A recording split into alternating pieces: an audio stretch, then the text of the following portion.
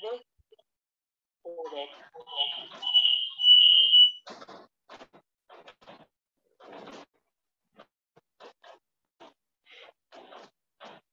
aja di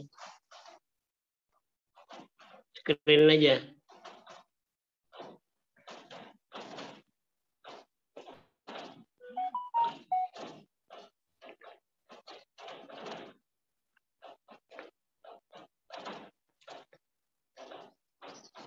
Kita mulai ya. Assalamualaikum warahmatullahi wabarakatuh. Waalaikumsalam, Pak. Baik ya, jadi hari ini kita akan membahas tentang peraturan perundangan ya. Yang pertama kita akan berbicara tentang sektor pertambangan ya. Yang kedua nanti kita bicara tentang migas. Cuma mungkin memang kita tidak secara khusus membahas pasal per pasalnya karena memang cukup banyak juga aturan yang dipakai. Cuma mungkin ada beberapa kerangka dasar aja yang mungkin akan saya sampaikan. Jadi pada prinsipnya di sektor pertambangan itu memang cukup banyak ya aturan-aturan yang mungkin perlu kita pahami karena memang pada dasarnya aturan pertambangan memang sudah di zaman kolonial ya, kolonial Belanda dan penjajah Belanda itu sudah ada ya. Dan mungkin banyak hal yang mungkin kita jumpai ya aturan tersebut dan sampai saat ini pun masih berlaku ya. Jadi mulai dari sistem-sistem untuk pertambangan ya, baik itu pertambangan yang sifatnya mineral ya, baik itu batu bara ataupun mungkin pertambangan seperti unsur logam mulia seperti emas ya dan sebagainya. Memang sampai sekarang masih banyak kita jumpai ya. Kalau misalnya pertambangan untuk batu bara misalnya kita temukan di wilayah Kalimantan ya, Kalimantan Barat, Kalimantan Selatan ya, kemudian Kalimantan Timur itu merupakan tempat penghasil utama ya untuk sektor pertambangan batu bara. Termasuk juga di Palembang ya, Palembang juga cukup banyak juga sektor pertambangan kita jumpai. Pada dasarnya kalau kita bicara tentang sektor pertambangan tentu banyak hal ya yang terkadang kita temukan ya, hal-hal yang mungkin dirasa tidak nyaman ya, tapi pada prinsipnya sektor pertambangan itu cukup menyumbang ya devisa negara yang cukup besar, apalagi di saat sekarang ya dengan adanya krisis ya, perang antara Ukraina dengan Uni Soviet, itu banyak permintaan dari segi pertambangan untuk khususnya untuk batu bara ya.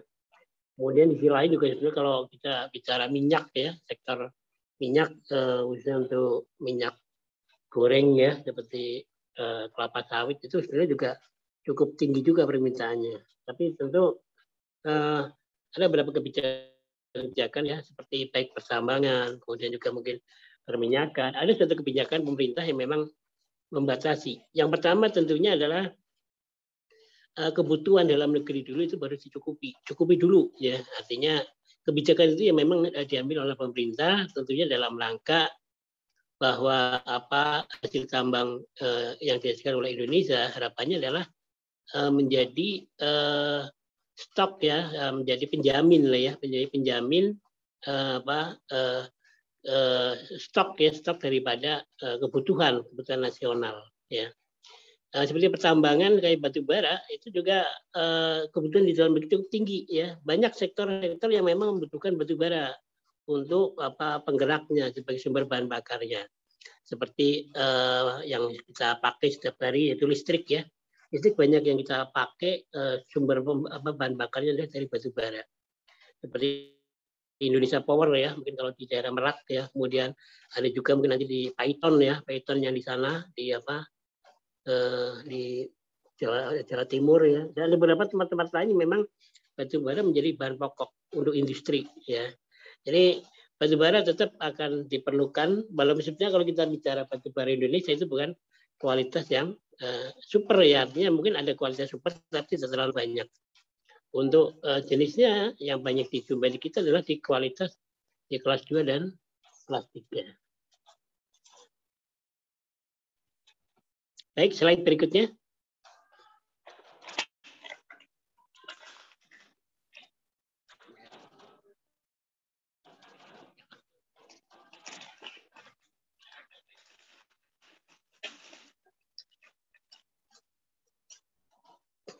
Tetap kalau kita bicara tentang pertambangan, tentu banyak undang-undang yang kita acu ya, yaitu Undang-Undang Nomor 1 tentang keselamatan kerja, ya, kemudian Undang-Undang Nomor 13 yaitu tentang ketenagakerjaan. Khususnya dalam hal ini untuk bidang pertambangan adalah ada pasal 8687. Itu sangat spesifik di mana aturan-aturan itu mengatur tentang ketenagakerjaan di bidang pertambangan. Kemudian Undang-Undang Kesehatan tentu mewarnai juga dari aspek kesehatan di dunia pertambangan, tentu menjadi dasar hukum juga bagaimana kondisi kesehatan. Mekanisme di dalam penanganan pertambangan batu bara tentu yang diharapkan adalah metode-metode basah, di mana metode yang diambil adalah dengan jalan menyemprotkan dari unsur batu baranya. Tentu harapannya adalah agar tidak debu-debu yang terkandung di dalam batu bara pada proses penggalian dan proses produksinya itu tentu diharapkan agar tidak mencemari atau karyawan yang bekerja terpajan dari debu-debu batu bara tadi, ya tentu akan merugikan karyawan. Jadi diharapkan tentunya proses yang dilakukan adalah dengan metode basah, ya, agar tidak menjadikan karyawan itu terpapar dari debu-debu batu bara. Kemudian aturan yang lain adalah pada peraturan pemerintah nomor 50 itu tentang sistem manajemen ketiga. Jadi semua industri yang ada di dalam negara Indonesia harus mengacu kepada sistem manajemen ketiga, ya, karena ini suatu aturan yang mengatur di mana ruang lingkupnya adalah salah satunya adalah dalam rangka memberikan kenyamanan, ya, kenyamanan dalam bekerja dari aspek safety-nya, kesehatannya, ya, health-nya, ya, kemudian lingkungan kerjanya juga, dan juga aspek ini ya aspek ini sebagai penjamin, ya, penjamin untuk bisa mencapai suatu level pada produktivitas yang ingin dicapai. Dan produktivitas dicapai itu indikatornya adalah capaian-capaian kinerja yang bisa dicapai dari suatu perusahaan, ya. Kemudian ada juga Keputusan Menteri Pertambangan dan Energi yaitu tahun nomor 55K ya 26/MPE 1995 dan kesehatan kerja di dunia tambangan, ya, tambangan umum khususnya, ya. Kemudian di Permenaker RI nomor 4 tahun 1987 juga tentang panitia pembina keselamatan kerja, ya, di mana ini bagaimana kriteria seorang ahli K3 itu ditunjuk khususnya dalam hal dunia pertambangan. Kemudian Permenaker RI nomor 2 tahun 1992 juga tentang cara penunjukan kewajiban dan juga tentang ahli keselamatan dan kesehatan kerja. Jadi ini aturan-aturan yang mendasari, ya, yang dipakai dalam dunia pertambangan. Tentunya banyak hal peraturan pelaksanaan, ya, di dalam proses produksinya tentu bisa mengacu kepada kebijakan, ya, di masing-masing industri, ya, industri yang menangani secara langsung. Ada kebijakan-kebijakan yang diambil intern, ya, hal-hal kebijakan-kebijakan ya sifatnya teknis maupun sifatnya dalam manajerial itu tentu menjadi kewenangan daripada industri tersebut, ya, perusahaan-perusahaan tersebut yang melakukan eksploitasi di bidang pertambangan. Oke, slide berikutnya.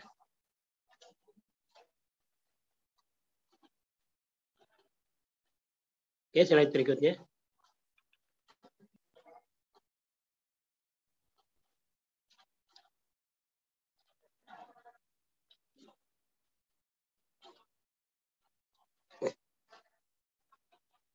Kemudian juga peraturan-peraturan yang memang tidak terlepas juga adalah aturan dari peraturan Menteri Tenaga Kerja. Ya, di samping itu juga peraturan-peraturan yang sifatnya adalah bagaimana industri pertambangan ini dikelola dengan melakukan sharing dari bagi hasil lah, ibaratnya bagi hasil ya. Jadi seperti bagi hasil antara pemerintah pusat dan daerah. Dan itu juga diatur ya di dalam Undang-Undang Otonomi Daerah ya, kemudian Undang-Undang tentang bagi hasil ya antara pemerintah pusat dan daerah. Itu tentu ada satu kebijakan-kebijakan yang akan diambil, karena apapun alasannya lokasi pertambangan itu adalah ada di dalam suatu kawasan, suatu daerah tertentu ya, di mana biasanya pengusahanya itu bisa berasal dari luar daerah ya. Biasanya ada suatu sharing dari sistem pembiayaannya, pendanaannya, kemudian ruang lingkup pekerjaannya, dan juga nanti sampai ke tahap bagi hasil ya. Misalnya pembukaan lahan untuk lokasi pertambangan, misalnya anggaran akan dibebankan misalnya untuk akses misalnya untuk akses kendaraan di dalam pengangkutan mungkin hasil batu bara misalnya adalah tanggung jawab dari pemerintah daerah. Pemerintah daerah akan membangun jalan ya dengan betonisasi, kemudian pengaspalan jalan dan sebagainya. Itu tentu akan jadi kebijakan daerah. Seorang investor dia akan lebih ke arah eksploitasi wilayah yang akan dijadikan objek pertambangan. Ya. Ini akses menuju ke lokasi pertambangan itu menjadi kewajiban dari pemerintah daerah, bisa membangun betonisasi jalan ya, kemudian pengaspalan dan akhirnya nanti kalau misalnya perusahaan sudah berhasil memproduksi tambang-tambang batu bara atau tambang-tambang lainnya, maka akan mempunyai kewajiban untuk bisa memberikan sebagian dari hasil ya, hasil devisanya, hasil keuntungannya untuk membangun daerah yang menjadi lokasi pertambangan. Dan tentu ada beberapa hal juga kebijakan yang berkaitan dengan pasca produksi ya. Misalnya kalau pertambangan itu ditutup, udah tidak potensial lagi secara ekonomi untuk menghasilkan barang tambang, maka tentu harus ada kebijakan. Gimana konsepnya? Apakah akan ditutup? Ya kalau ditutup, misalnya harus mengambil dari mana tanah untuk nguruknya ya dan sebagainya. Dan itu yang kadang-kadang menjadi kerugian yang sangat nyata, karena memang sering terkadang tambang-tambang itu justru ditinggal dalam kondisi yang lubang-lubang, dan akhirnya tentu yang akan dirugikan adalah dari aspek kesehatan. Masyarakat akan merasa dirugikan apabila itu dijadikan satu perindukan malaria ya, mungkin juga demam berdarah dan sebagainya. Itu yang dampak yang mestinya harus diperhitungkan pada saat mendapatkan perizinan dari rencana UKL, UPL di dalam AMDAL yang akan dilakukan. Jadi AMDAL itu menjadi kebutuhan yang wajib ya, menjadi suatu keharusan suatu perusahaan membuat dokumen agar di dalam perencanaan dari aspek lingkungan benar-benar dijaga, jangan sampai nanti merugikan masyarakat yang ada di sekitarnya ya. Oke. Kemudian juga ada beberapa keputusan menteri ya, pertambangan energi ya, berkaitan dengan kerja umum ya, tentang K3, dan juga tentang keputusan Menteri Tenaga Kerja ya, tentang mengenai waktu kerja, istirahat, ya, kerja energi, sumber daya mineral ya, dan daerah tertentu. Bagaimana kalau yang misalnya bekerja malam hari, jam berapa dia istirahat? Kapan dia akan mendapatkan mungkin makanan, minuman dan sebagainya. Ya, oke, slide berikutnya.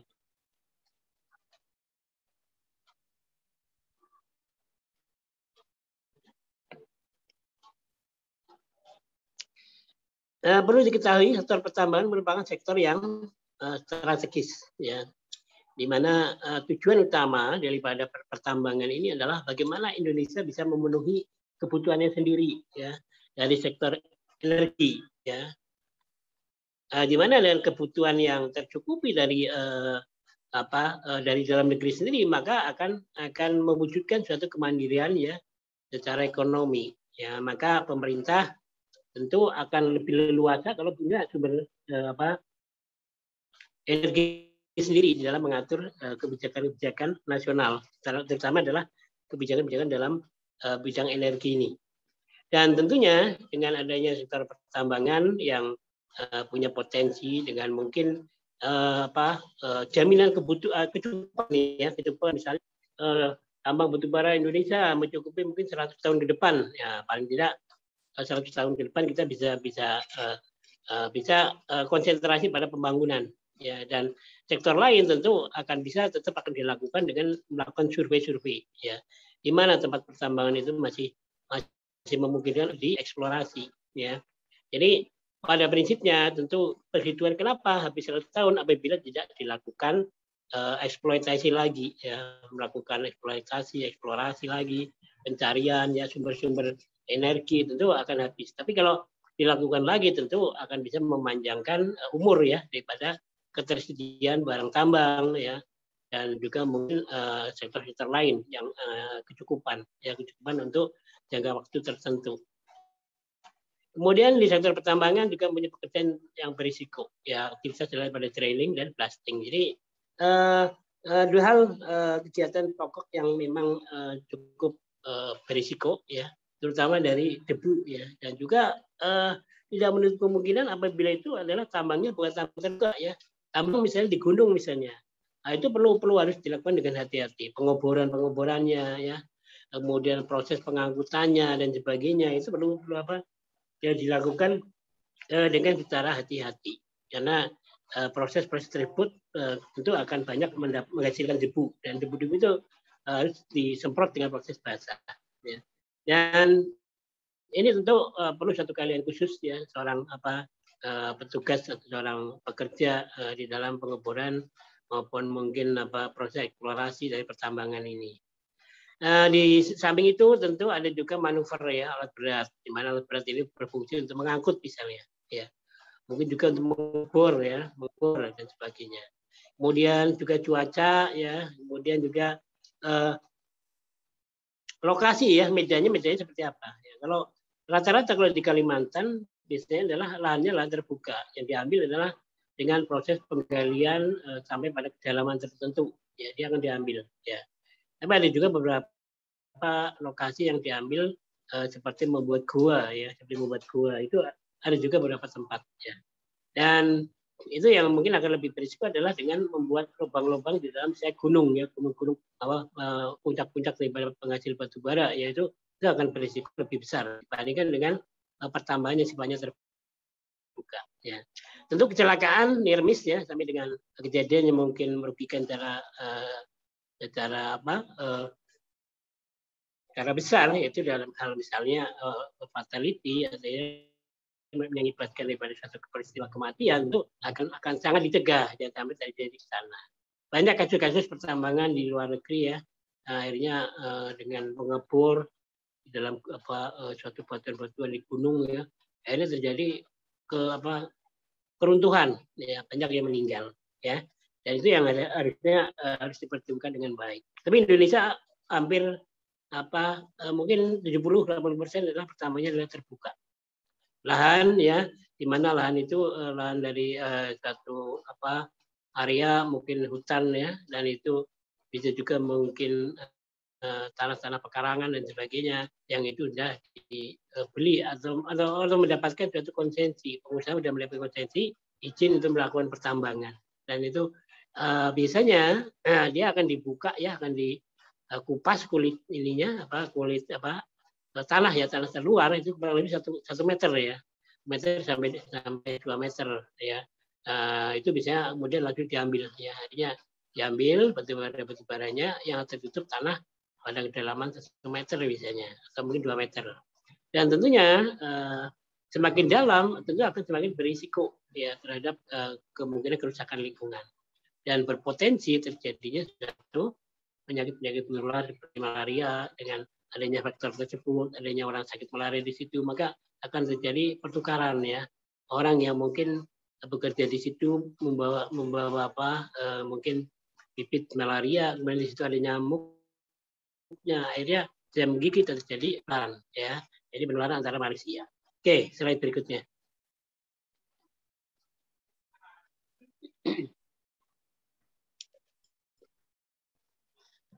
Kalau kita melihat sejarah, ya, sejarah pertambangan itu banyak kita temui, ya, yaitu pada zaman era kolonial, era Orde Lama, ya, era Orde Baru, dan juga era pasca Orde Baru. Itu zaman sekarang, ya, kalau orang bilang zaman milenial, ya. Jadi zaman pasca Orde Baru merupakan zaman milenial, ya. Dan tentunya banyak hal yang bisa kita pelajari dari tahapan-tahapan ini. Oke, slide berikutnya.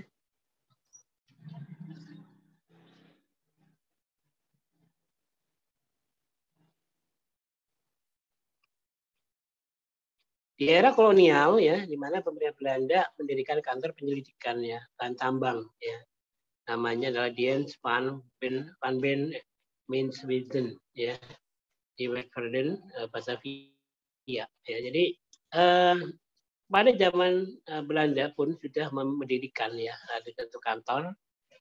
Intinya adalah perusahaan itu institusi ini bertugas untuk melakukan penelitian, ya, di mana ada terdapat barang-barang tambang, di mana terdapat ya, sumber-sumber daya alam yang bisa dieksploitasi, ya. Kemudian disahkan juga undang-undang tentang pertambangan, yaitu Indis Midswest, ya, eksploitasi tambang hanya bisa dilakukan oleh pemerintah Hindia Belanda. Jadi pertambangan yang sifatnya tradisional yang dilakukan oleh masyarakat tentu dibatasi dan bahkan dilarang di zaman Belanda. Maka semua kegiatan benar-benar diserahkan kepada pemerintah, ya. Pemerintah waktu itu adalah pemerintah Hindia Belanda, ya. Kemudian di zaman Orde Lama di sekitar tahun 50-an, ya, periode itu kemudian terus dilanjutkan juga, dan di tahun 60, ya, dia mengeluarkan itu Undang-Undang Nomor 37, ya, tentang izin eksploitasi galian strategis bagi perusahaan negara.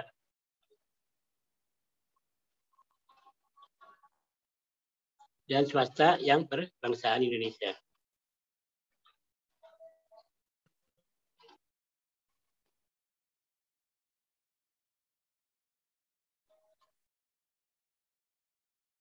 Oke, slide berikutnya.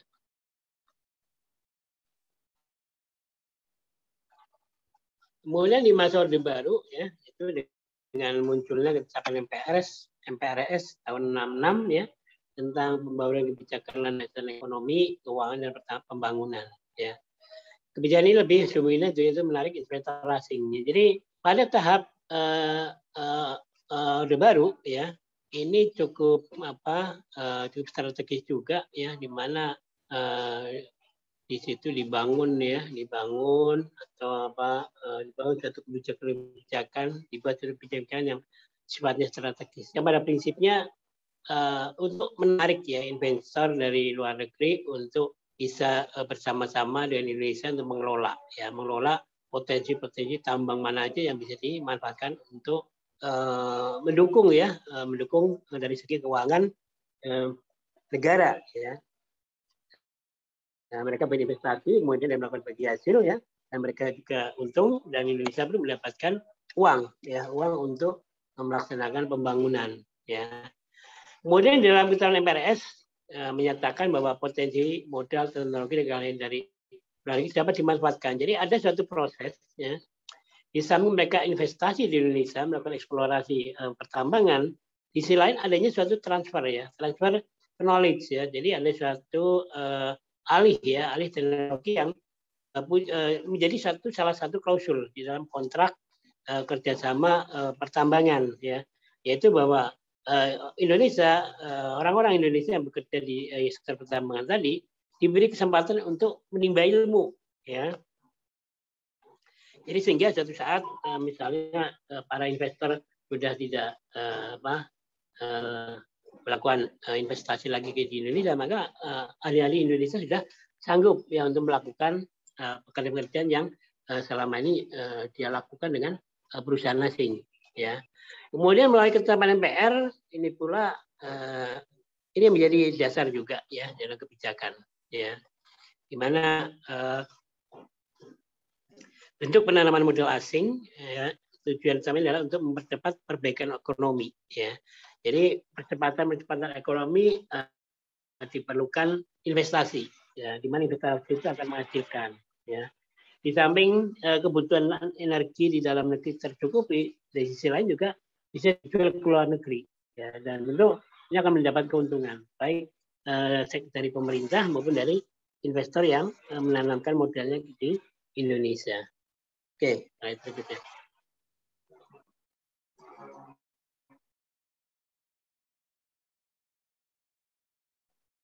Kemudian di masa Orde Baru berikutnya adalah pemerintah mengeluarkan Undang-Undang Nomor 1 itu 67 tentang penanaman modal asing. Ya, Undang-Undang penanaman modal asing ini sekaligus di titik awal masuknya investasi asing di Indonesia. Jadi tahun 66, 67 itu merupakan puncaknya ya, masuknya daripada investor-investor untuk menanamkan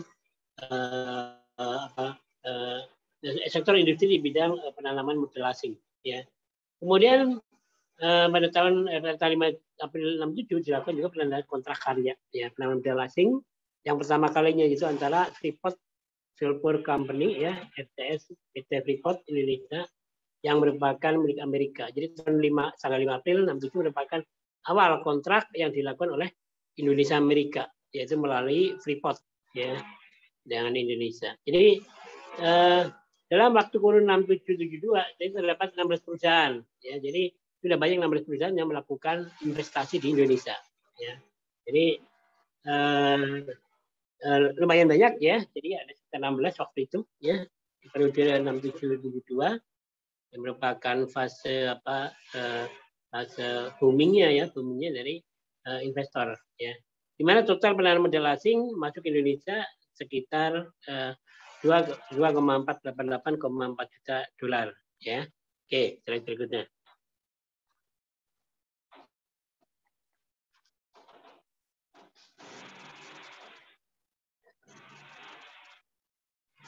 Dan sebetulnya dari sisi lain, dari aspek kita, kalau kita melihat dari aspek lingkungan, ini sebetulnya awal daripada kerusakan. Ya. Jadi kondisi yang normal, kemudian digali, ya, dan proses reklamasinya, proses recovery-nya tidak berjalan mulus, ya, maka akhirnya berdampak kepada gangguan lingkungan, ya, lingkungan kita menjadi rusak, ya, karena banyaknya lubang-lubang, ya, dan tidak dilakukan penutupan ya karena memang kalau kita mau berpikir mau gunung mana yang dipakai untuk diambil untuk nguruk ya untuk menutup lubang-lubang tersebut ya tapi sebetulnya komitmen awal itu ada suatu kebijakan-kebijakan seperti itu yang kadang-kadang kebijakan itu tidak bisa dilanjutkan sampai ke proses penuntutan ya tapi tentunya kalau misalnya itu law enforcement kita ya kita kuat maka mestinya bisa membalikan kepada pengusaha tersebut bahwa udah kewajiban perusahaan untuk menutup lubang-lubang itu ya agar tidak jadi perindukan baik nyamuk malaria mungkin ada perindukan juga untuk berjarah dan juga kasus yang lain ya yang berpotensi ya menularkan dari sumber-sumber yang ada di pertambangan tadi ya kemudian ternyata ya begitu dilihat ya ternyata prosesnya memang cukup merugikan ya. Contoh di bumi Papua ya pembuat tambang Freeport menyebabkan kerusakan yang berskala besar ya. Hutan yang belum pernah terjamah oleh industrialisasi kini menjadi tempat eksploitasi tambang dan permukiman penambang ya. Kemudian sungai yang dahulu menjadi sumber kehidupan masyarakat adat ini mulai tercemar oleh tambang dan limbah tiling ya dari pertambangan sebanyak 300.000 ton per hari. Ya, ini cukup banyak ya, 300.000. Kemudian hasil pertambahan dalam perusahaan swasta luar negeri juga menyebabkan konflik sosial, ya karena terkadang ya tenaga-tenaga setempat tidak dimanfaatkan. Tentu ada beberapa pertimbangan. Bisa jadi tenaga setempat kurang profesional ya, kurang menguasai daripada teknologi itu bisa jadi. Ya maka proses-proses transfer knowledge ya, alih teknologi salah satunya adalah dengan memanfaatkan masyarakat sekitar itu menjadi karyawan agar dia terpapar juga dari segi ilmu bagaimana untuk menggali potensi-potensi di daerahnya. Jadi suatu saat dia diambil, direkrut kemudian untuk bekerja pada suatu pertambangan yang baru tidak di tempat yang lama, tentu dia akan mampu melaksanakan pekerjaan apa yang harus dilakukan. Oke, slide berikutnya.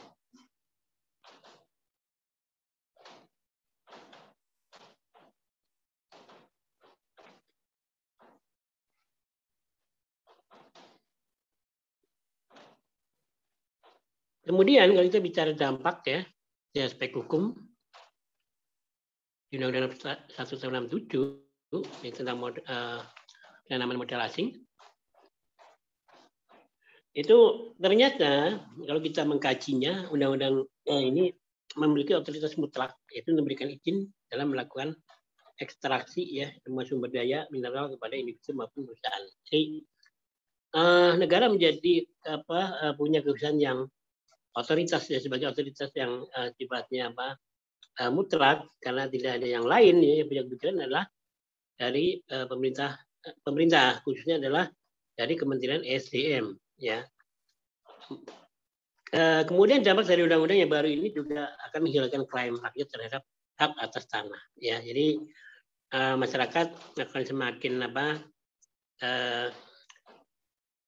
berkurang hak-haknya ya dengan adanya otoritas negara yang mutlak menjadi penguasa penuh ya, artinya di dalam pemberian izin, proses eksplorasi dan sebagainya ya.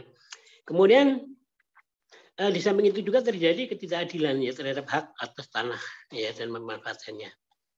Banyak perusahaan yang sudah mendapat izin untuk melakukan eksploitasi mineral ternyata tidak mengindahkan aturan dalam mereklamasi. Jadi ini sekali lagi proses reklamasi, proses recovery dari kondisi lingkungan tidak dilakukan. Ya, akhirnya masyarakat setempat ya akan dirugikan karena penyakit tentunya di situ ya, banyak nyamuk ya, malaria ya, dan juga mungkin jenis penyakit yang lainnya ya.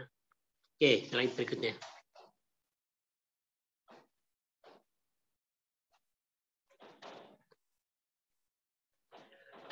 Kalau kita menilik ya pelanggaran dari Undang-Undang Nomor 11 Tahun 47 ya, karena tidak adanya sanksi tegas dari pemerintah terhadap perusahaan tambang yang terbukti melakukan pelanggaran. Jadi sekali lagi banyak hal-hal ya kayak kebijakan-kebijakan yang tidak dibarengi dengan law enforcement. Jadi kekuatan hukum tidak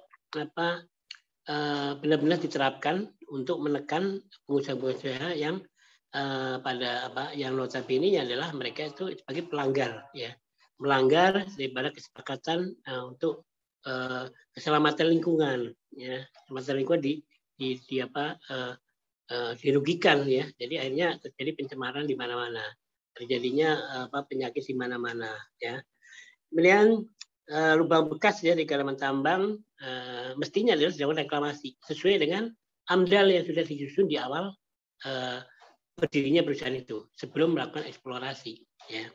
Kemudian perusahaan pertambangan baik swasta maupun milik pemerintah secara terang melanggar pasal 30 ya Undang-Undang Pertambangan Nomor 11 Tahun 67. Itu yang saya menyatakan bahwa apabila selesai melakukan penambangan dan galian pada suatu tempat pekerjaan, pemegang kuasa pertambangan yang bersangkutan diwajibkan mengembalikan tanah sedemikian rupa sehingga tidak menimbulkan bahaya penyakit atau bahaya lainnya. Jadi ini pasal 30 ya di Undang-Undang Pertambangan Nomor 11 Tahun 67 ini yang sering dilanggar ya, karena proses reklamasi ya, proses recovery dari lingkungan yang sudah dilakukan eksploitasi itu tidak diperbaiki kembali ya, yang lubangnya sudah besar menganga ya, itu tidak dilakukan penutupan kembali tapi dibiarkan. Nah itu akhirnya menjadi cekungan air dan airnya akan tersambung di situ ya. Kalau misalnya air itu ada air yang tidak sehat, tentu bisa menjadi pendidikan dari faktor nyamuk malaria dan mungkin faktor-faktor nyamuk lainnya ya, dan akhirnya akan muncul gangguan kesehatan di sekitarnya. Oke, slide berikutnya.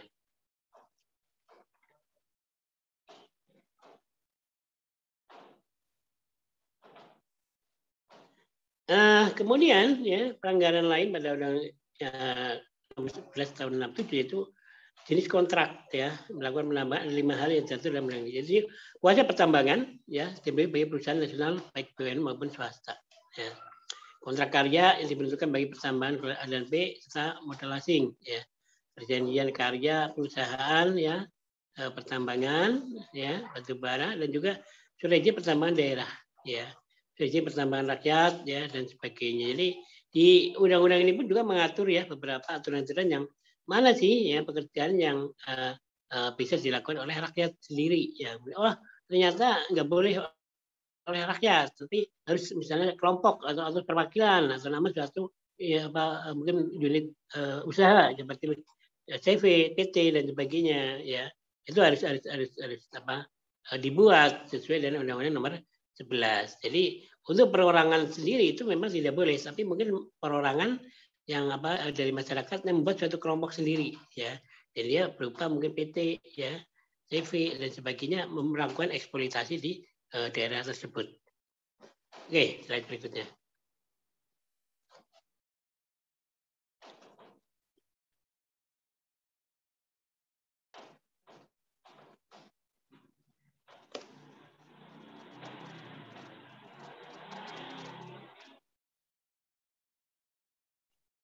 Kemudian di era pasca Orde Baru, ya itu sekitar tahun 2000 ke atas ya, disahkan Undang-Undang Nomor 4 tahun 2009, ya, di mana ini terkenal dengan nama Undang-Undang Minerba, ya, Undang-Undang Mineral dan Barang Tambang.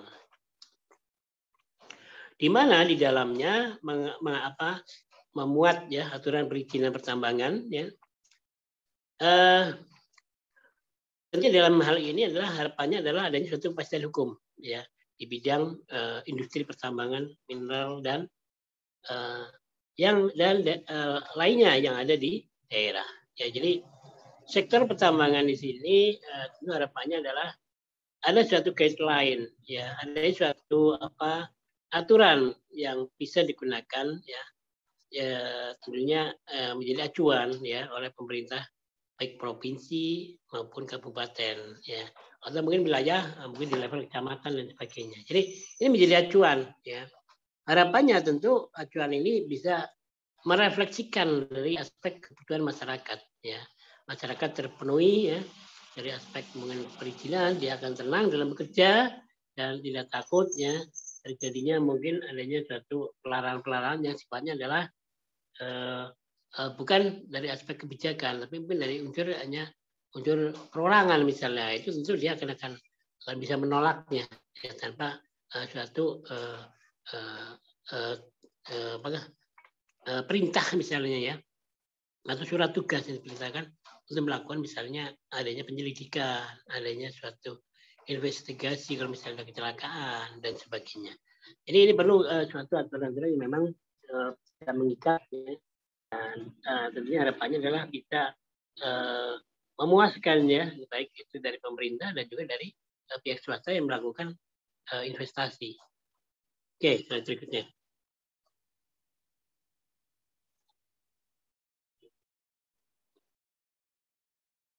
Kemudian undang-undang ini juga merupakan cerminan daripada keseriusan ya dari pihak pemerintah di dalam melaksanakan bagaimana untuk menggali suatu investasi ya, di mana investasi telah menghasilkan uang tentunya dan akhirnya akan bisa menghasilkan ya suatu hasil yang tentunya bisa menopang dari aspek ekonomi negara ya, dan negara bisa eksis ya, bisa melakukan pembangunan dan masyarakat mencapai suatu level kebijakan kesejahteraan ya yang lebih baik. Oke, slide berikutnya.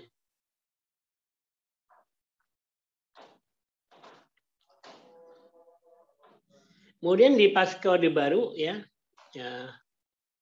di mana Orde Baru waktu itu sudah berganti ya menjadi Orde Reformasi ya, di mana era ini merupakan otonomi dikuasai oleh pemerintah pusat dan lebih sebagai kebijakan sifatnya adalah sentralistik ya. Kemudian di Undang-Undang Nomor 32 tahun 2004 dibentuk yaitu untuk menggantikan ya Undang-Undang 32 tahun 2009 itu tentang pemerintahan daerah. Kemudian Undang-Undang Nomor 32 tahun 2004 memuat aturan ya seberapa sih kewenangan perihal pemanfaatan balai sumber daya alam ya. Kemudian model perjanjian kontrak kerja, kontrak karya ya itu menjadi suatu tren ya, saat itu menjadi kontrak karya ya.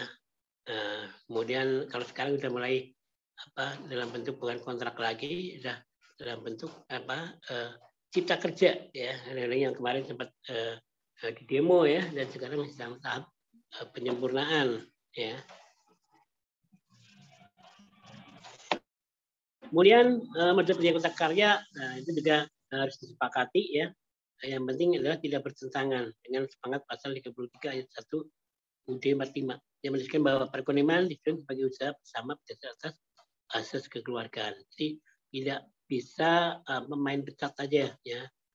Pada perusahaan rugi maka dipecat karyawan. Nah, itu harus ada suatu kebijakan yang sifatnya adalah tripartite ya, tripartite ya. Jadi antara pemerintah, swasta ya, dan juga para pekerja.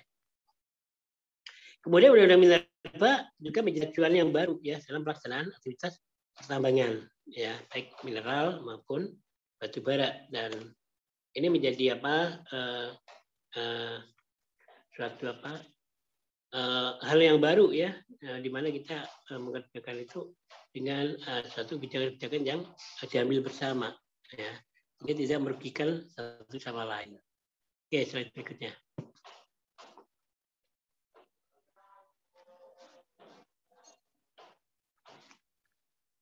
Oke ya, dalam Undang-Undang 32 2004 ya, di pasca Orde Baru ini ya.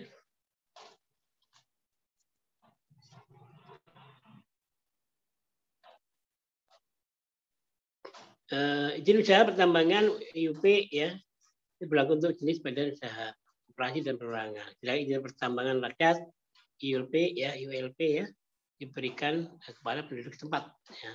Sedangkan izin usaha pertambangan khusus ya berlaku untuk badan usaha. Tentunya di samping mengatur perihal jenis izin bagi yang ada di dalam investasi ini ya, tentu tergantung pada keseriusan yang dari perusahaan-perusahaan yang melakukan konservasi yang merupakan eksploitasi yang ada di masyarakat. Jadi pertemuan baik itu berupa perkebunan, mungkin berupa mungkin tanah-tanah hutan ya dan sebagainya yang akan dibuka menjadi lahan-lahan untuk industri ya, industri dari batu bara ini. Kemudian dibentuk juga namanya kontrak karya ya, yaitu PKP 2B, yaitu yang telah berjalan. Ya, jadi sudah berjalan selama ini ya, dan itu yang dipakai itu PKP 2B. Oke, slide berikutnya.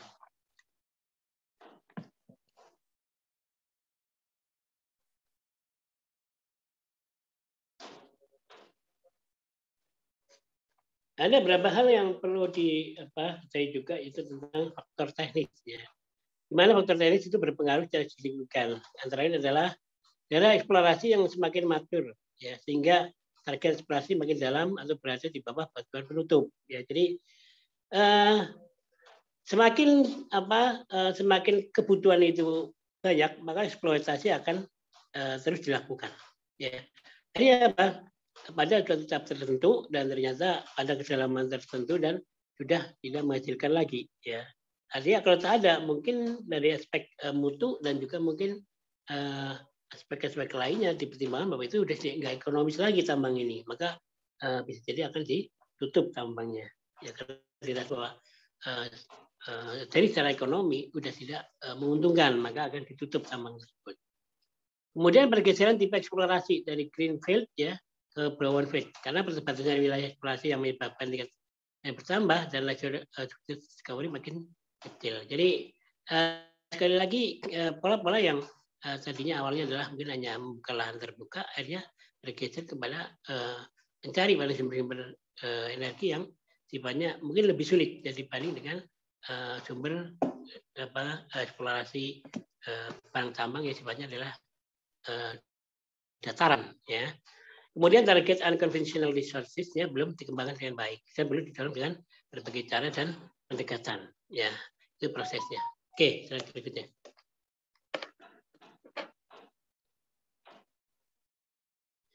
Faktor lain adalah faktor tektonik dan geologi, yaitu faktor yang berkaitan dengan unsur daripada tanah, ya, tanah cara geologinya, ya. Dan juga bagaimana pola-pola adanya pergeseran mungkin lempengan tanah dan sebagainya yang lebih ke arah sisi daripada tektoniknya ya. Jadi adanya mungkin patahan, ada getaran, adanya mungkin pergeseran dan sebagainya. Potensi mineral Indonesia masih sangat terbuka, ya. Posisi tektonik dan ekologi Indonesia menjadi salah satu sebab terbentuknya beragam tipe deposit mineral, ya. Dari profil porfiri dan epithermal ya sepanjang bujur magmatik ya untuk komoditi emas lembaga perak, nah juga tipe laterite ya di zona pelabuhan batuan alveolit untuk komoditi nikel, kobalt dan krom. Jadi barang tambang ini cukup potensial ya untuk dikembangkan ya, tentu dengan spesifikasi yang khusus ya. Artinya dalam rangka mencari apa? Batu bara kah?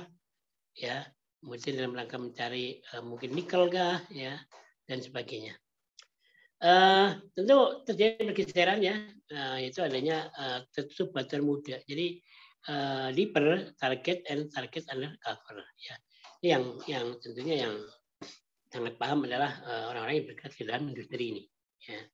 Kemudian belum lagi tipe-tipe sumber daya konvensional ya yang belum banyak digarap di Indonesia seperti halnya organic gold ya, silvidia, nikel ya, sedimentary ya, hotite, metal ya, dan juga logam-logam lainnya. Oke, slide berikutnya.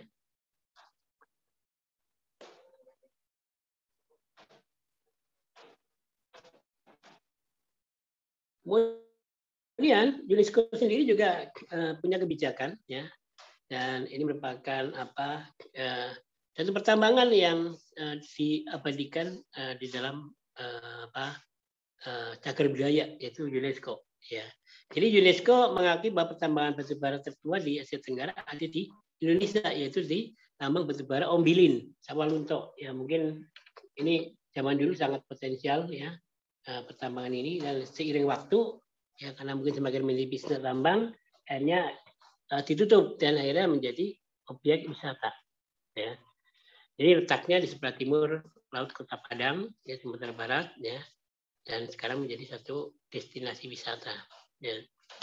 Semua berawal dari seorang ahli geologi Belanda, ya di Ombilin Sawalunto ini, itu seorang Willem Hendrik de Grief ya, yang menemukan kandungan batu bara di sana pada tahun 1868 ya. Kemudian dari penemuan itu maka kemudian Belanda membangun ya suatu industri tambang di sana. Itu tahun 83 ya, 1883 sampai dengan 1894. Ya.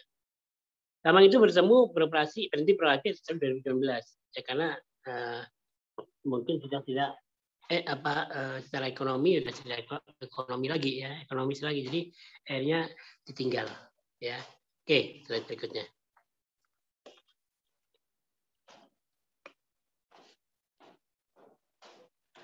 Batu bara sendiri merupakan salah satu sumber energi ya yang banyak dimanfaatkan di Indonesia, terutama dalam pembangkit listrik tenaga uap (PLTU) ya.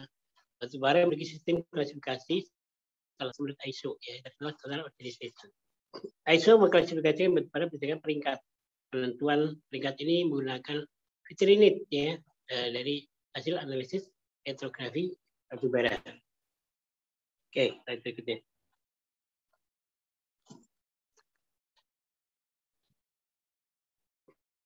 Ini contoh-contoh ya yang diklasifikasikan oleh ISO ya. Yaitu yang pertama adalah batu bara peringkat rendah, yaitu low rank coal ya, coal ya. Jadi batu bara peringkat rendah adalah batu bara jenis lignit ya, dengan bituminis ya, punya RV lebih kecil ya atau sama dengan 0,5 ya. Sedangkan batu bara peringkat rendah ini memiliki ciri fisik berwarna coklat ya, coklat dan kusam ya. Batu bara jenis ini mempunyai porositas yang tinggi ya dan mudah hancur ya. Aktivitas tinggi dan mudah terbakar. Kemudian untuk yang kedua itu batu bara peringkat menengah, itu medium rank coal ya. Batu bara peringkat menengah adalah batu bara jenis bituminous yang mempunyai RV-nya ya 0,5 hingga 0,2. Dan batu bara jenis ini mempunyai ciri warna hitam mengkilat atau sering juga disebut dengan black coal ya. Kemudian bila dibandingkan batu bara peringkat rendah, batu bara jenis ini mempunyai reaktivitas yang lebih rendah. Ya, batu bara jenis ini mempunyai porositas yang rendah dan tidak mudah menyerap air. Oke, slide berikutnya.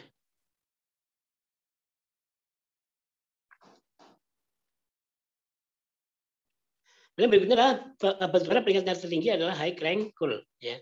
Batubara peringkat tinggi adalah batubara jenis antarasit ya, yang mempunyai Rp 2,0 hingga 6,0. Ya. Batubara di sini berwarna hitam, ya, mengkilap sampai keperakan. Ketahanannya terhadap paling tinggi dan tidak mudah hancur. Ya. Jadi dia lebih keras. Ya. Jadi tidak mudah hancur.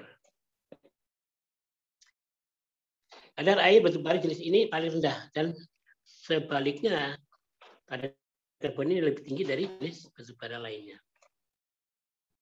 Oke, slide berikutnya.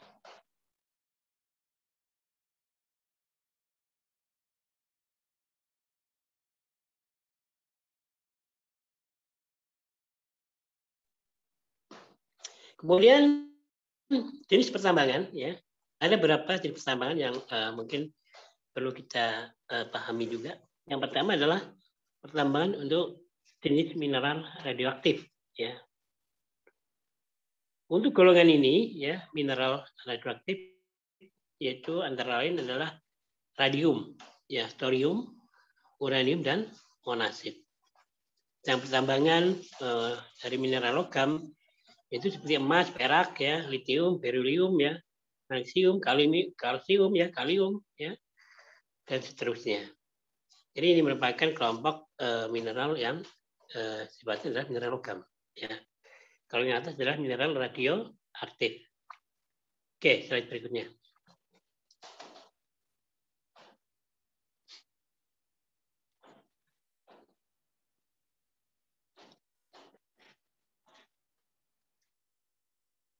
Berikutnya adalah pertambangan mineral bukan logam. Untuk golongan ini yang masuk adalah intan, ya, korundum, ya, grafit, arsen, ya, pasir kwarsa, ya, fluorspar, ya, zeolit, yodium, zirkon, ya, dan juga seperti batuan gamping, ya, yang dipakai untuk semen, ya. Kemudian pertambangan batuan golongan ini adalah seperti trust, toseki, ya, obsidian, marmer, ya, perlit, ya, tanah diatom, ya, dan seterusnya. Termasuk juga tanah yang dipakai untuk urukan, ya, tanah merah, laterit, batu gamping, ya, dan sebagainya. Kemudian yang berikutnya adalah pertambangan batu bara. Batu bara masuk pada golongan jenis bahan tambang, ya. Selain itu juga seperti aspal, ya, gambut, ya, bitumen padat, ya, itu masuk dalam kelompok pertambangan, ya. Pertambangan istilahnya salah satunya adalah batu bara, ya. Oke, berikutnya.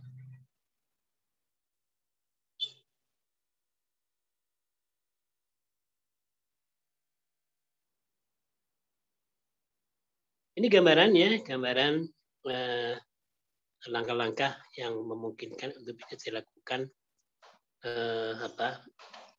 kegiatan di dalam industri pertambangan. Di mana tentu awalnya adalah kita akan melihat sumber daya bumi, ya, yang sudah dilakukan penelitian secara potensial, ya, dia tanah itu potensial menghasilkan apa, ya. Kemudian dilakukan penemuan itu finding, ya, finding yang dilakukan oleh para ahli, ya, para ahli di bidang geologi, ya, untuk menentukan apakah itu ada barang tambang atau tidak. Kalau itu barang tambang itu jenisnya apa, ya. Kemudian dilakukan survei, pemetaan geologi, ya, kemudian eksplorasi, ya, pendahuluan untuk penelitian, ya, kemudian juga akan dilakukan tindak lanjut dari hasil analisisnya. Kalau memang dirasa ekonominya bisa menunjang ekonomi secara signifikan, maka akan dilakukan eksplorasi. Ya. Kalau tidak, tentunya dia akan mencari lagi mana sumber-sumber yang punya potensi yang besar untuk bisa dimanfaatkan. Ya, jadi ini langkah-langkah, ya, sampai ke dari tahap sumber dayanya kemudian ditemukan, ya, oleh seorang karyawan, ya, dan akhirnya berkembang dalam suatu proyek, ya, proyek galian, ya, galian tambang. Oke, slide berikutnya.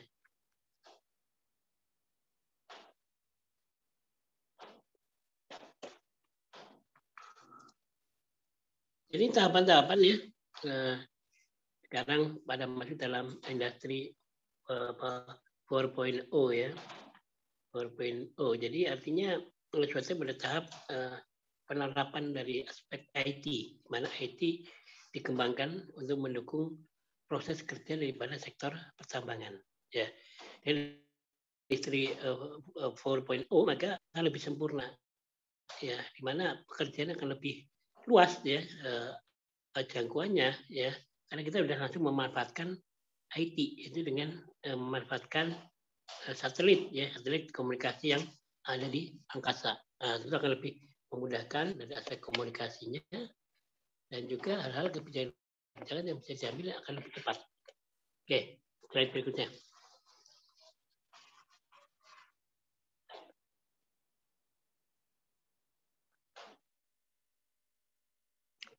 Oke, untuk sesi yang sekarang sudah selesai, dan mungkin untuk yang kedua, ya, ini sebelum berlanjut ke sesi yang kedua, mungkin ada pertanyaan?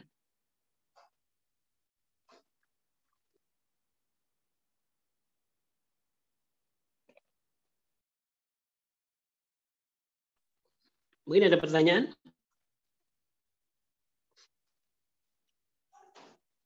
Belum, Pak. Oke, kita lanjut ke materi berikutnya.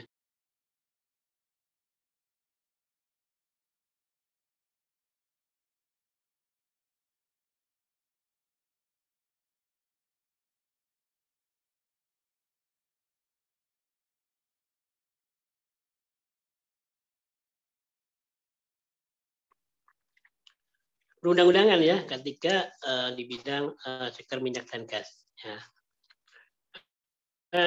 Ini tentu dalam rangka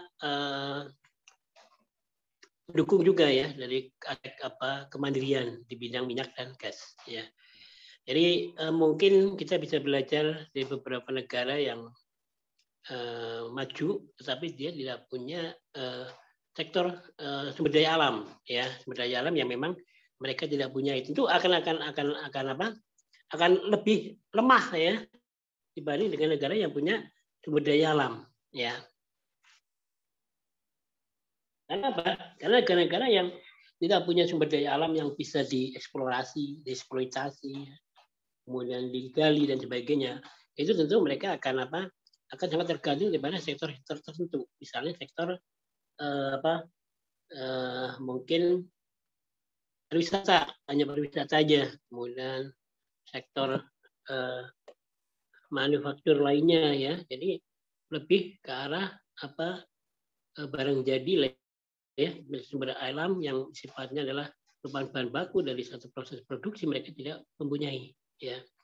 Jadi syukur, ya, kita mesti bersyukur Indonesia kaya akan sumber daya alam, ya, baik itu minyak dan gas, kemudian juga ada batu bara dan juga yang lainnya. Cuma yang memang permasalahannya adalah bahwa sektor ini adalah masuk dalam kategori energi yang tidak terbarukan, artinya tidak bisa diperbarui lagi, ya.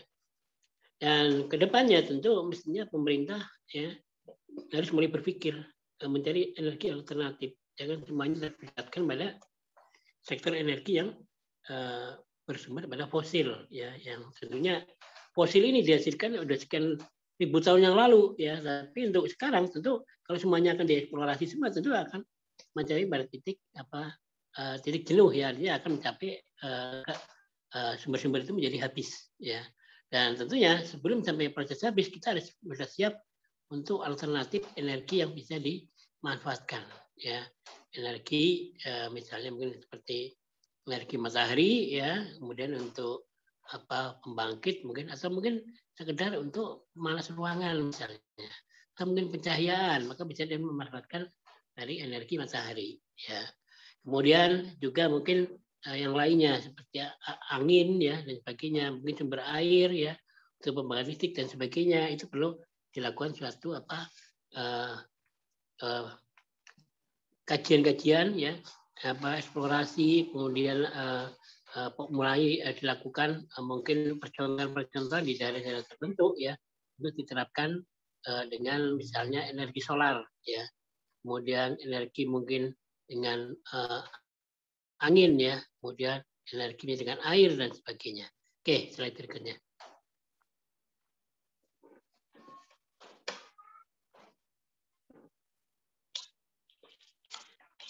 Undang-undang hampir sama ya, karena ini mengacu pada Undang-Undang Keselamatan Kerja, ya, Undang Tenaga Kerjaan. Ya, mungkin yang akan membedakan adalah tentang PP-nya ini, ya PP-nya yaitu di kegiatan hulu migas.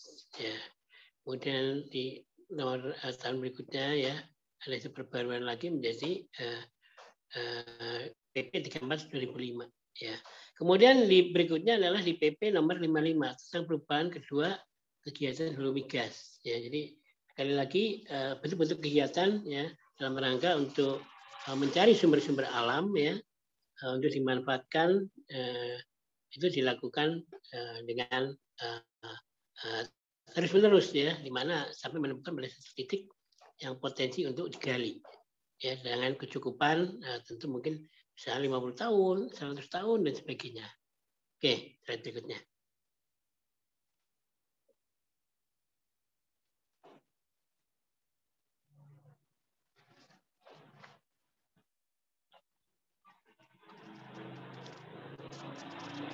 Kemudian peraturan berikutnya adalah Inpres ya.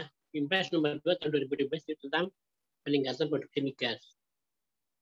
Inpres tentang alih kewenangan BP Migas ya dan sebagainya ya. Di mana aturan ini merupakan dasar daripada pelaksanaan eksplorasi minyak dan gas, baik yang eksplorasi sifatnya adalah di daratan maupun di dalam laut ya, offshore ya, onshore ya dan sebagainya. Oke, slide berikutnya.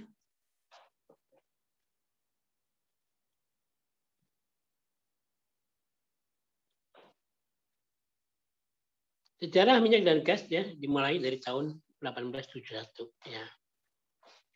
Di mana waktu itu masih dalam jajahan ya, kita Indonesia masih dijajah oleh Belanda.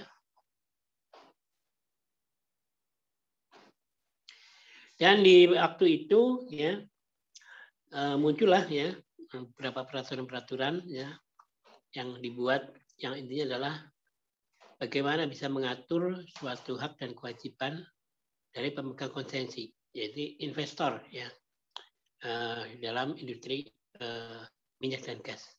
Kemudian pada tahun 1930 ya aspek kerja termasuk ya secara hukum itu dengan menggunakannya Mission ya Ordinance dan Mission Policy ya dan Reglement ya. Jadi yang mengatur mengenai keselamatan kerja tambang. Jadi di tahun 30 ini ya aspek K3 masuk dalam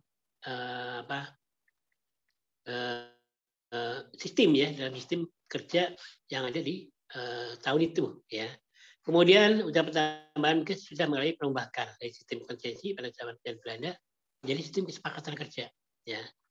Sesuai dengan peraturan Undang-Undang tahun 60 ya. Jadi tahun 60 sudah mulai bergerak ya, mulai berkembang aturan-aturan yang lebih mengedepankan aspek safety ya dan kesehatan pekerja ya, yang itu tentu menjadi langkah yang maju ya, langkah yang maju di mana tidak hanya di wilayah Eropa aja yang benar-benar terlindungi untuk tenaga kerja, tapi Indonesia pun dijamin ya hak dan kewajibannya. Oke, berikutnya.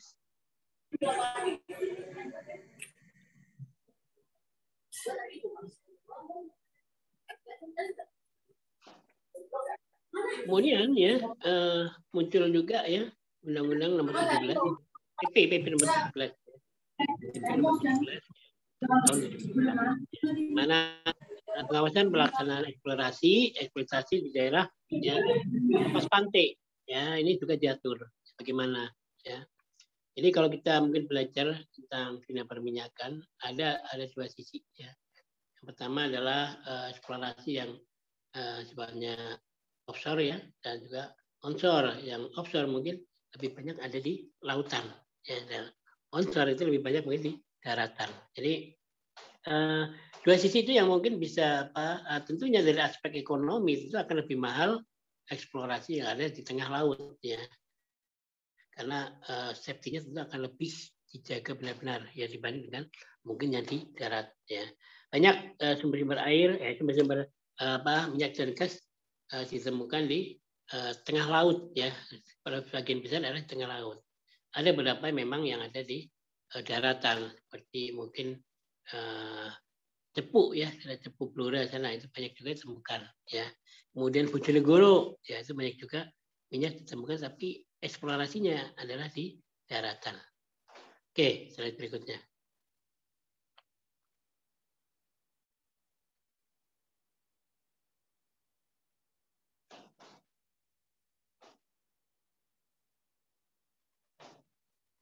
Kemudian pada kegiatan usaha migas ya, jalan kerja dibagi jadi 4 klasifikasi ya. Yaitu ringan ya, mana kategori ringan ini adalah tidak menimbulkan kehilangan hari kerja ya. Sedangkan sedang itu pada kategori kecelakaan menimbulkan kehilangan hari kerja, tetapi tak mampu ya bekerja sementara ya, jadi dia seperti itu. Kemudian ya diduga juga tidak akan menimbulkan cacat ya. Sedangkan berat adalah kecelakaan yang menimbulkan kehilangan hari kerja dan diduga akan menimbulkan cacat jasmani atau rohani yang akan mengganggu tugas dan pekerjaannya. Kemudian klasifikasi berikutnya adalah untuk pekerja yang meninggal ya. Dan ini sudah masuk dalam kategori yang fatal ya. Kecelakaan menimbulkan kematian segera atau dalam waktu 24 jam setelah kejadiannya kecelakaan. Oke, berikutnya.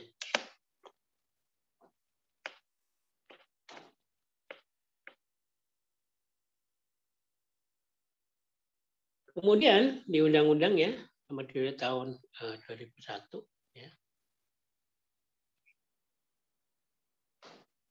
Itu di situ mengamanatkan bahwa pada tubuh ya usaha dan atau bentuk usaha tetap ya harus menjamin standar ya.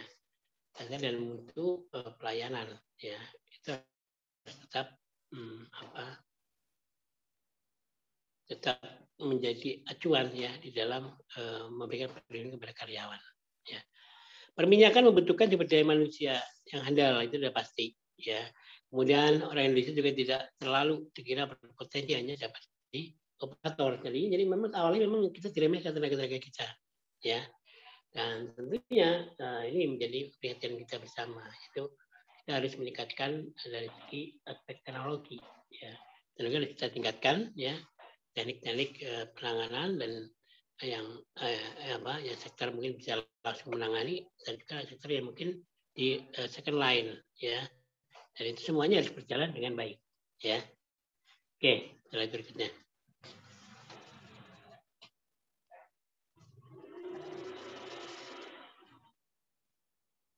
Kemudian manfaat ya, manfaat minyak dan gas yaitu bahwa minyak dan gas bumi merupakan sumber energi ya.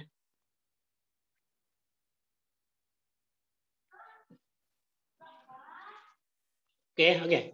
Jadi pada prinsipnya ya, perlindungan bagi keamanan selama kerja merupakan perlindungan ya bagi tenaga kerja dan bentuknya tentu adalah suatu kegiatan ya, program safety dan juga mungkin penggunaan alat APD yang diperlukan. Tujuan daripada inspeksi keselamatan kerja adalah dalam rangka mencegah ya terjadinya kecelakaan kerja, mencegah penyakit kerja ya, dan juga mencegah aksi tidak aman ya. Oke, slide berikutnya.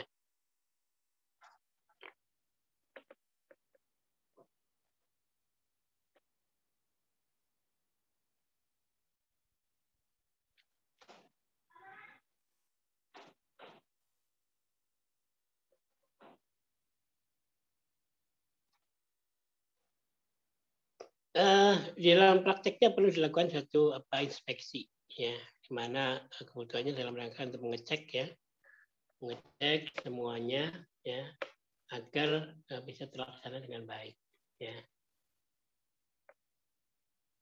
Kemudian bisa dilakukan evaluasi ya, kemudian juga perlu dilakukan satu safety meeting ya, safety talk, safety meeting ya. Dan juga pelaksanaan inspeksi ya, ini penting yaitu dari aspek ekstern ya dan juga internalnya. Ekstern ya tentunya melibatkan dari petugas di luar ya, di luar dari perusahaan. Yang intern itu lebih ke arah dilakukan sebagai inspeksi yang dilakukan oleh staf ya di dalam perusahaan tersebut ya. Jadi aspek intern menjadi penting juga, di samping juga aspek eksternnya ya. Oke, slide berikutnya.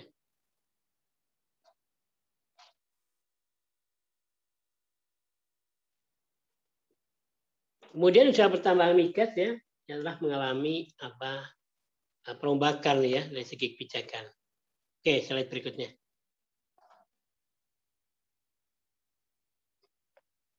Ya, jadi usaha pertambangan ya migas sudah banyak mengalami perombakan ya dari sistem konsesinya ya, kemudian daripada sharing ya, production sharing kontrak ya. Jadi production sharing kontrak itu lebih ke arah bagi hasil setelah nanti menghasilkan. Berapa dalam sehari misalnya debitnya, berapa barel dalam sehari ya. Nah, itu kemudian akan dibagi ya.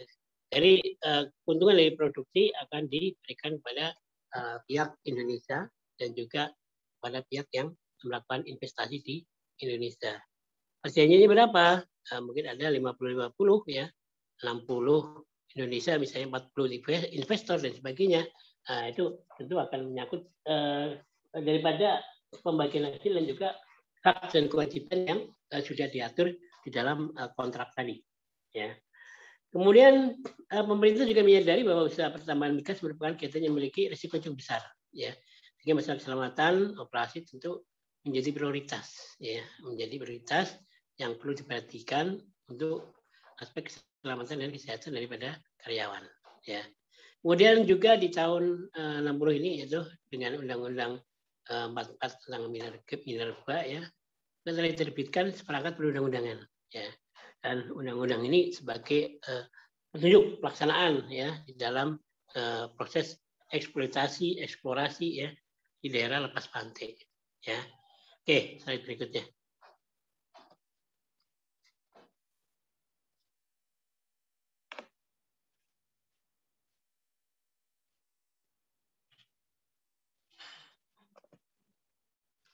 Pertambangan ya sebagai pelaksanaan Undang-Undang Nomor 1 ini ya tahun 70, maka peraturan pelaksanaan dituangkan dalam PP Nomor 19 ya. Tahun 73 tentang pengaturan pengawasan keselamatan kerja di bidang pertambangan ya. Jadi sudah ya sudah disampaikan ya tentang klasifikasinya. Oke, slide berikutnya.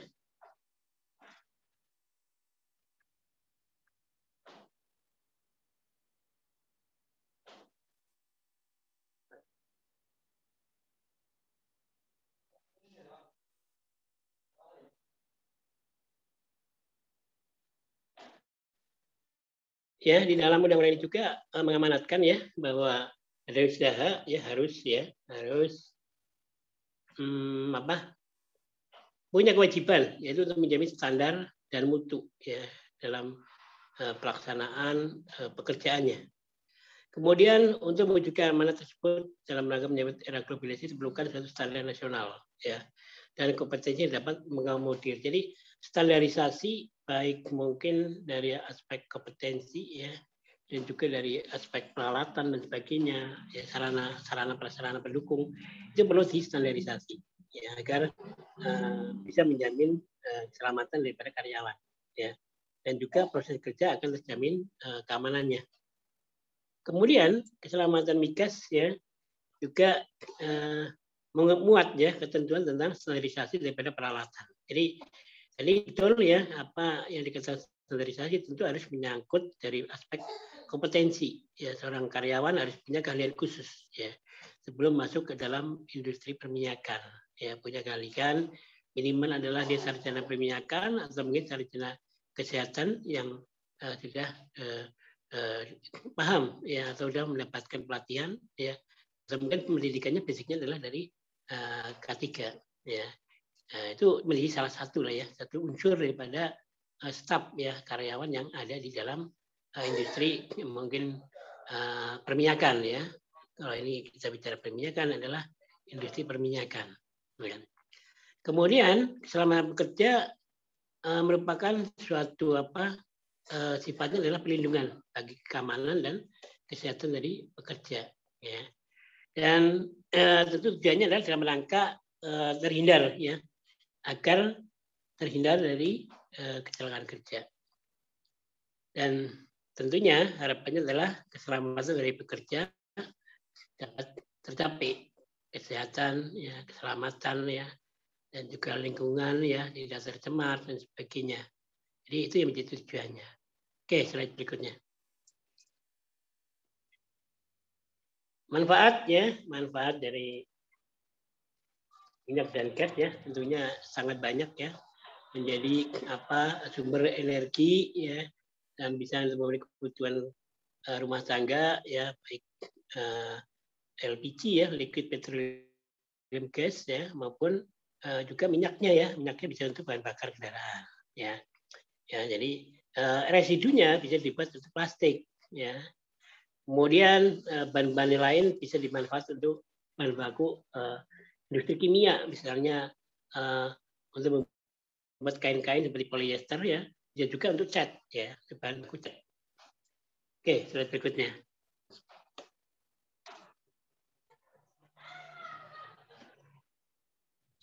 Kemudian kalau kita mengenal, ya, namanya teknik pengoboran, tentu banyak hal, ya, yang bisa kita dapatkan, ya. Tapi tentu dalam kaitan hari ini tentu kita tidak akan mengupas secara detail aspek pengoboran seperti apa, ya. Tapi lebih ke arah kita akan menekankan pada aspek regulasinya. Regulasi apa saja yang ada di dalam industri perminyakan, ya, minyak dan gas, ya. Jadi aspek pengoboran mungkin perlu sedikit diketahui, yaitu bahwa dalam eksplorasi dengan penyelidikan, ya, ground, ya, ground dan ground, ya. Jadi ini adanya suatu kajian dulu, ya, adanya pengambilan sampel tanah, bisa dilakukan ambilan sampel tanah dulu, ya. Kemudian ahli geologi dia akan mempelajari tanah. Jadi dari tanah ini diambil pada kedalaman tertentu, misalnya kalau itu eksplorasi adalah rencananya ada di laut, dia akan diambil, ya. Kemudian itu akan ditentukan koordinatnya di titik mana, bintang utara berapa, bujur sekian berapa, ya, dan kemudian akan ditemukan titik GPS-nya, ya, dan itu akan diambil, ya, itu menjadi base data untuk dilakukan mapping, ya, jadi titik mana yang punya potensi untuk dilakukan eksplorasi, ya. Berapa kira-kira kandungan minyaknya, berapa barrel, ya, berapa juta barrel dalam lokasi tersebut, ya. Jadi tentunya ada beberapa hal, ya. Yang pertama adalah dalam rangka pengoboran bagi dua ini di sini, yaitu tentang kabel, ya, tool drilling atau rig drilling, ya. Jadi ini bentuknya. Kemudian minyak dan gas dalam jebakan trapping dalamnya di dalam bumi. Sampai jebakan trapping minyak dan gas akan berpindah ke permukaan atau berpindah ke batuan lain untuk akumulasinya. Jadi ini sebagian hal yang mungkin perlu dipahami dalam bagaimana teknik drilling, ya, atau pengoboran, ya. Drilling, ya, untuk mengobor, mencari sumber-sumber minyak, ya, yang ada di dalam bumi. Oke, slide berikutnya.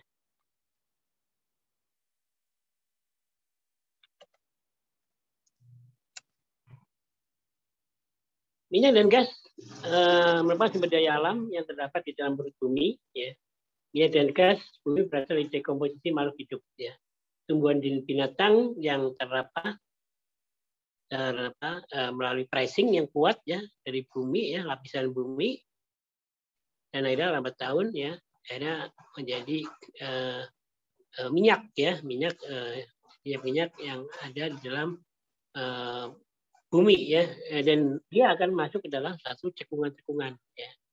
Cekungan-cekungan, ya, cairan tersebut akan terkumpul, ya, dalam jumlah yang luas, tentu itu yang akan dieksplorasi, ya, akan digali, ya, akan diambil, ya, dan kemudian dimanfaatkan untuk kehidupan masyarakat, ya.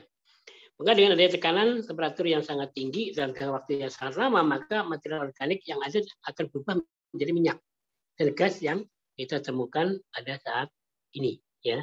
Oke, slide berikutnya.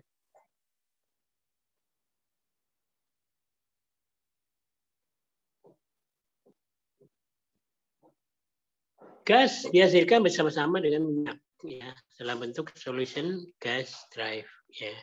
Minyak dan gas berdiri sendiri, like oil and gas cap ya dalam satu reservoir. Dalam satu barel minyak terdapat berapa ya SCF ya, jadi merupakan ukuran dari satu alat di mana alat itu bisa dikategorikan sebagai sudah memenuhi syarat untuk dieksplorasi atau tidak ya. Kemudian sebagian besar minyak terdapat dalam pori-pori batuan di antara grains ya of rock ya, di batuan-batuan keras ya di dalam bumi ya, atau di dalam batu pasir dengan pori-pori batuan kecil dan tidak terlihat oleh mata. Ya, jadi batuannya keras ya, tapi juga batuan pasir, tapi juga batuan juga keras juga, artinya sangat padat ya. Dan ini bisa terdapat di situ ya, terlindungi dari pada batuan-batuan keras tadi. Jadi minyak ada di dalam terlindungi ya, dan dalam sekian waktu yang sekian mungkin ribuan tahun, nah itu akan mengumpul ke dalam satu cekungan-cekungan ya. Dan itu akan dideteksi ya dengan sistem alat ya, dan itu bisa di analisis ya, berapa kira-kira kandungan ya. Oke, slide berikutnya.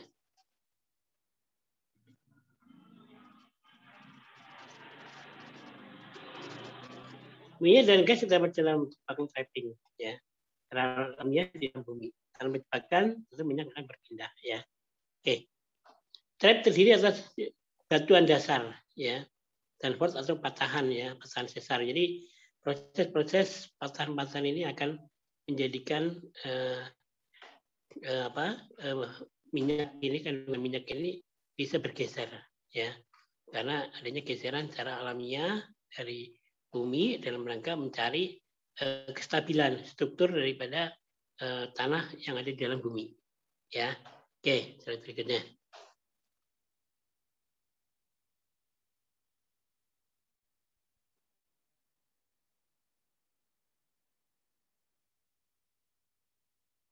Reservoir minyak dan gas ditemukan melalui proses ya, di mana seorang ahli geofisika akan mendapatkan indikasi reservoir ya dengan menggunakan gelombang elektromagnetik ya. Mereka melakukan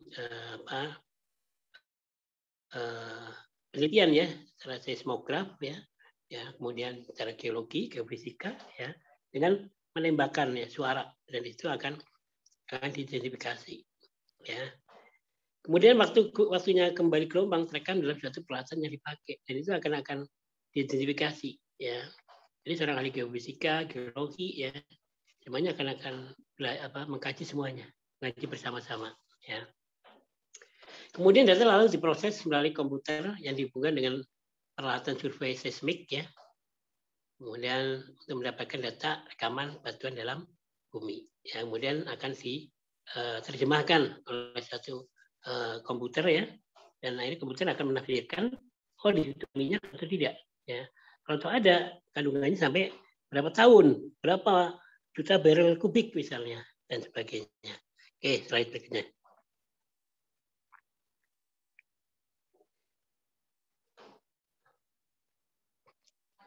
Jadi reservoir minyak ya atau gas itu tentu batuannya berpori-pori ya, permeable ya, dan mana-mana minyak atau pada level tertentu ya, minyak dan gas bumi itu akan bergerak serta berakumulasi mencari daerah-daerah penampungan yaitu cekungan-cekungan tadi ya.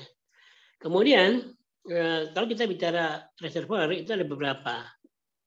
Yang pertama adalah batuan reservoir atau reservoir rock ya. Lapisan penutup, sealing cap rock ya, perangkap reservoir, reservoir trap ya, dan juga batuan induk source rock ya, dan juga migration route. Migration route itu merupakan alur ya, dari mana cairan-cairan minyak itu berasal, dan dia akan mengumpul ya pada suatu perangkap ya, reservoir trap ya. Jadi ada suatu cekuan-cekuan yang memang di tempat menampung ya sumber-sumber minyak yang ada dari berbagai tempat, yaitu dengan melalui migration route, jadi jalur perpindahan ya, dari minyak ke dalam suatu cekungan yang akhirnya itu akan dimanfaatkan untuk menjadi sumber minyak lepas pantai misalnya ya, itu seperti itu. Oke, berikutnya.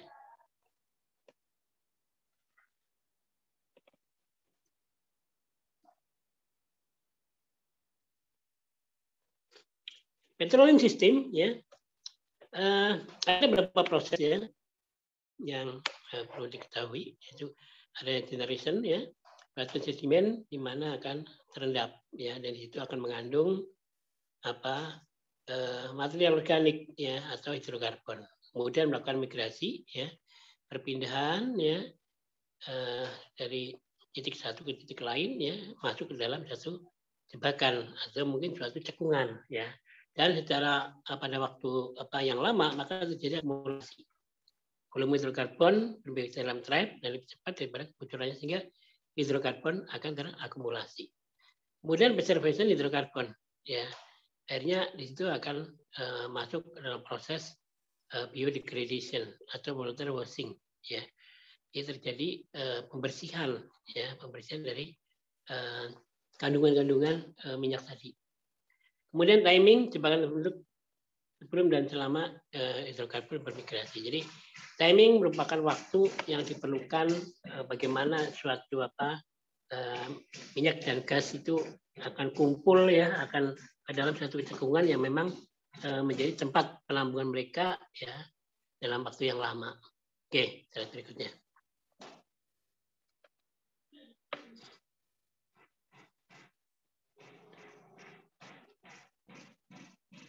Batuan ya, batuan reservoir ya.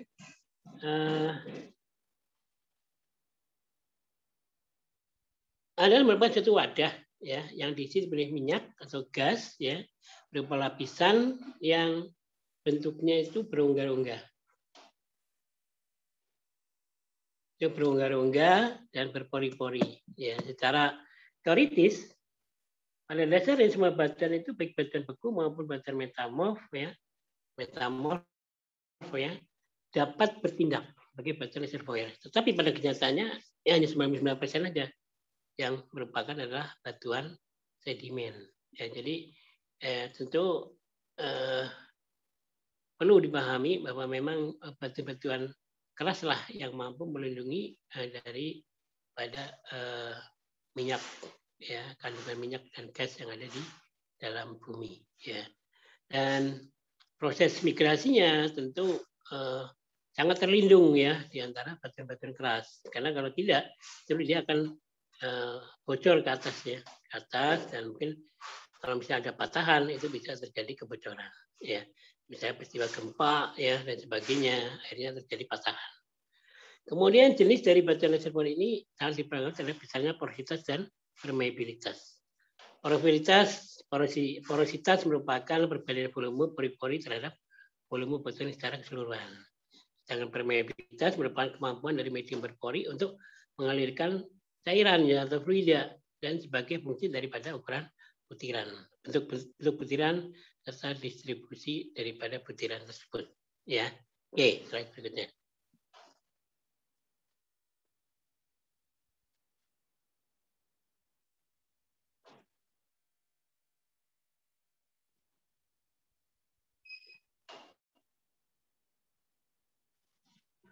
Kemudian batuan dapat dikelompokkannya menjadi 3 jenis ya. Pertama itu batuan beku, yang kedua batuan sedimen, yang ketiga adalah batuan metamorf, yaitu batuan yang mengalami proses metamorfosis akibat temperatur dan tekanan.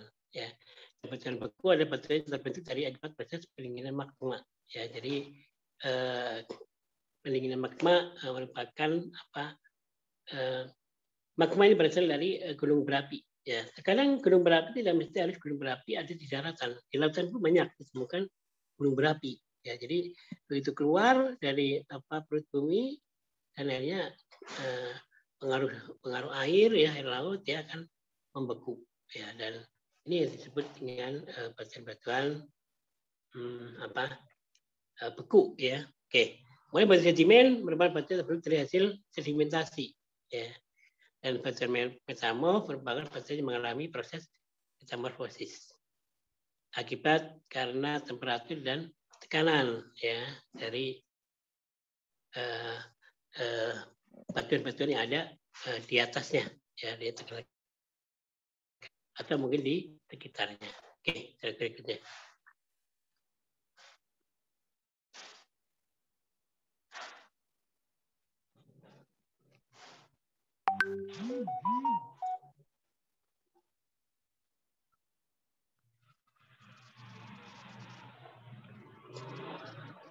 Kemudian bagaimana dengan asal mulanya? Ya, jadi proses ini tentu ada dua teori ya yang mencoba untuk menjelaskan ya asal mula minyak bumi, itu teori organik dan teori anorganik. Secara umum teori yang paling banyak dianut adalah teori organik. Pada umumnya proses pembentukan minyak bumi melalui proses-proses berikut. Yang pertama adalah ya pembentukannya tentu pertama adalah pembentukan zat organik dalam sedimen. Pengawetan zat organik dalam sedimen ya, kemudian perubahan zat organik menjadi minyak bumi ya, remigrasi dari minyak bumi yang tersebar dalam batuan sedimen ke perangkap di mana minyak itu berada dan berkumpul ya. Akumulasi dari tetes minyak tadi maka akan mengumpul dalam suatu cekungan dan akhirnya mengumpul dalam jumlah banyak. Oke, selanjutnya.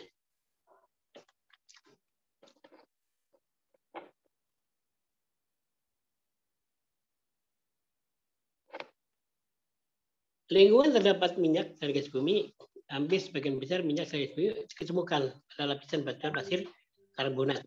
Ya, dari batuan-batuan pasir yang mengandung kapur. Ya, sangat terbatas terbentuk batuan sel. Ya, batuan vulkanik ataupun rekahan batuan kasar. Ya, atau nama lainnya adalah basal.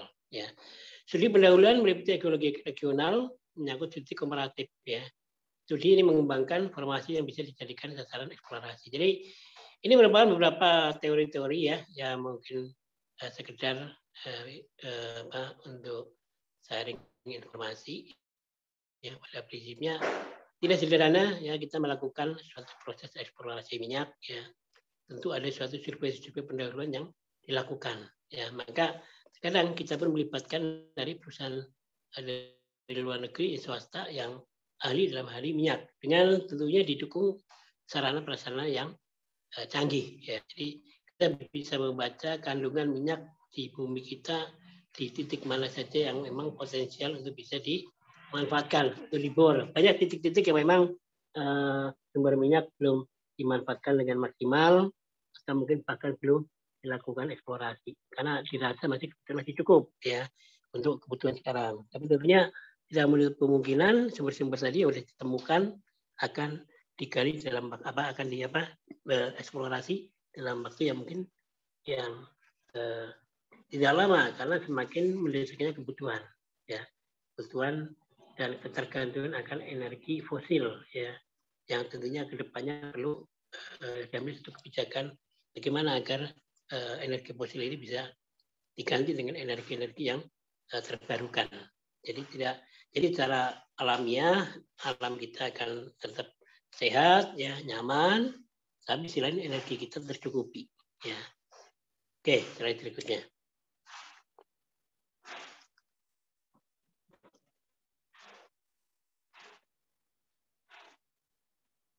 Ini gambarannya ya, untuk reservoir minyak gas ya, ada beberapa hal ya.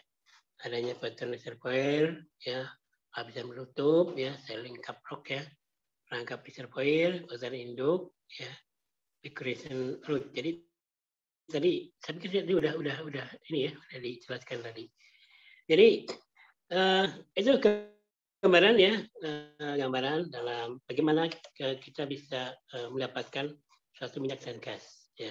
Tentu mungkin bukan ini hal-hal yang perlu kita pahami secara detail, tapi kepada aspek peraturan dan perundang-undangannya yang tentu mendasari ya, yang mengatur kebijakan perundangan bagaimana proses ini bisa berjalan dengan baik. Tentunya indikasinya adalah karyawan tetap sehat ya, selamat ya, tentu bisa melakukan pekerjaan dengan sehat, selamat dan juga nyaman ya, dan pada akhirnya akan mencapai suatu produktivitas kerja ya dengan tercapai target-target ya, yang diinginkan oleh pihak perusahaan. Jadi mungkin itu ya dari saya untuk sesi perundang-undangan ya. Untuk ujian akhir kapan ya? Sudah ada informasi?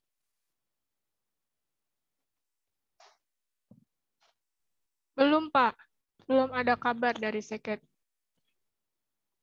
Belum ada ya? Oke. Jadi mungkin nanti kita akan berproses saja untuk perkuliahan. Dan nanti kapan kita akan ketemu lagi, kita buat lagi ya.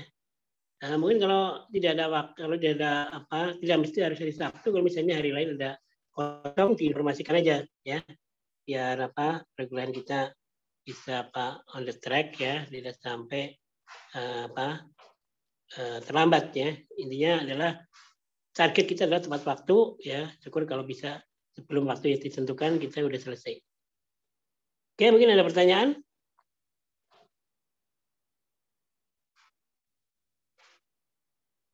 Belum ada, Pak. Habis ini jam berapa kuliah lagi? Belum tahu, Pak. Oh, nggak ada lagi habis ini? Ada, cuma biasanya jamnya kadang dimajuin, Pak. Oh, iya. Ya udah, mungkin dari saya cukup sekian aja ya. Nanti kalau ada mungkin waktu kosong di minggu depan, silakan menginformasikan. Nanti bisa mungkin kita isi ya selain hari Sabtu. Mungkin dari saya cukup sekian. Akhirul kalam, billahi taufiq wal hidayah. Assalamualaikum warahmatullahi wabarakatuh. Terima kasih atas perhatiannya. Sampai ketemu di sesi berikutnya. Terima kasih. Assalamualaikum warahmatullahi wabarakatuh. Waalaikumsalam warahmatullahi wabarakatuh. Terima kasih banyak.